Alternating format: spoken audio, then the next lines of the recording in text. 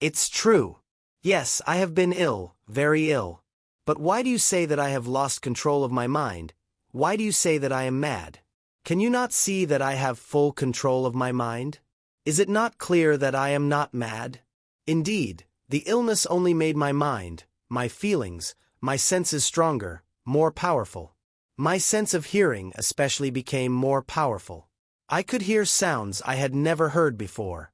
I heard sounds from heaven, and I heard sounds from hell. Listen. Listen, and I will tell you how it happened. You will see, you will hear how healthy my mind is. It is impossible to say how the idea first entered my head. There was no reason for what I did. I did not hate the old man. I even loved him. He had never hurt me. I did not want his money. I think it was his eye. His eye was like the eye of a vulture, the eye of one of those terrible birds that watch and wait while an animal dies, and then fall upon the dead body and pull it to pieces to eat it. When the old man looked at me with his vulture, a cold feeling went up and down my back. Even my blood became cold. And so, I finally decided I had to kill the old man and close that eye forever. So you think that I am mad? A madman cannot plan. But you should have seen me. During all of that week I was as friendly to the old man as I could be, and warm, and loving. Every night about 12 o'clock I slowly opened his door. And when the door was opened wide enough I put my hand in, and then my head. In my hand I held a light covered over with a cloth so that no light showed. And I stood there quietly. Then, carefully, I lifted the cloth, just a little, so that a single, thin, small light fell across that eye.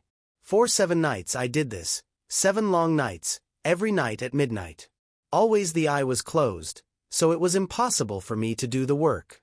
For it was not the old man I felt I had to kill, it was the eye, his evil eye. And every morning I went to his room, and with a warm, friendly voice I asked him how he had slept.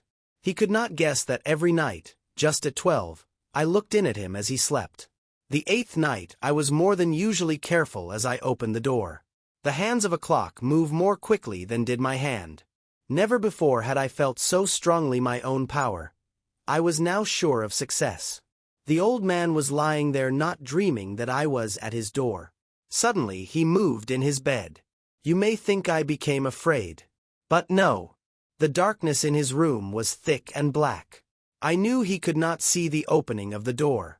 I continued to push the door, slowly, softly. I put in my head. I put in my hand, with the covered light.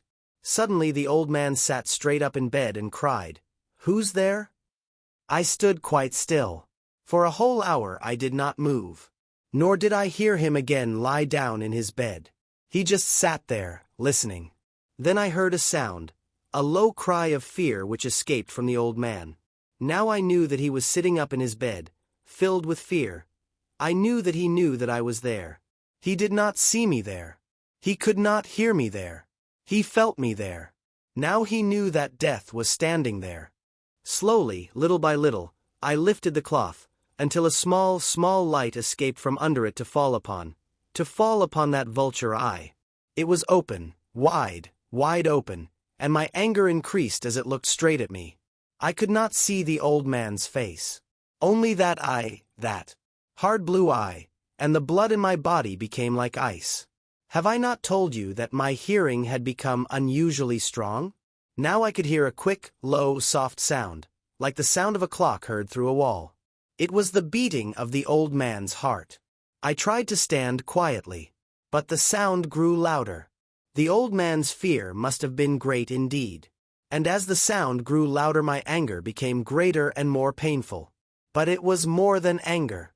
In the quiet night, in the dark silence of the bedroom my anger became fear, for the heart was beating so loudly that I was sure someone must hear. The time had come. I rushed into the room, crying, "Die! Die!" The old man gave a loud cry of fear as I fell upon him and held the bed covers tightly over his head. Still his heart was beating, but I smiled as I felt that success was near. For many minutes that heart continued to beat, but at last the beating stopped. The old man was dead. I took away the bed covers and held my ear over his heart. There was no sound. Yes, he was dead. Dead as a stone. His eye would trouble me no more. So I am mad, you say? You should have seen how careful I was to put the body where no one could find it. First I cut off the head, then the arms and the legs. I was careful not to let a single drop of blood fall on the floor. I pulled up 3 of the boards that formed the floor, and put the pieces of the body there. Then I put the boards down again, carefully, so carefully that no human eye could see that they had been moved. As I finished this work, I heard that someone was at the door. It was now 4 o'clock in the morning, but still dark. I had no fear, however, as I went down to open the door. 3 men were at the door, 3 officers of the police. One of the neighbors had heard the old man's cry and had called the police. These 3 had come to ask questions and to search the house. I asked the policeman to come in. The cry, I said, was my own, in a dream. The old man, I said, was away. He had gone to visit a friend in the country. I took them through the whole house, telling them to search it all, to search well. I led them finally into the old man's bedroom. As if playing a game with them, I asked them to sit down and talk for a while. My easy, quiet manner made the policeman believe my story. So they sat talking with me in a friendly way. But although I answered them in the same way, I soon wished that they would go. My head hurt and there was a strange sound in my ears. I talked more and faster. The sound became clearer. And still they sat and talked. Suddenly I knew that the sound was not in my ears, it was not just inside my head. At that moment I must have become quite white. I talked still faster and louder. And the sound, too, became louder. It was a quick, low, soft sound, like the sound of a clock heard through a wall, a sound I knew well. Louder it became, and louder. Why did the men not go? Louder. Louder.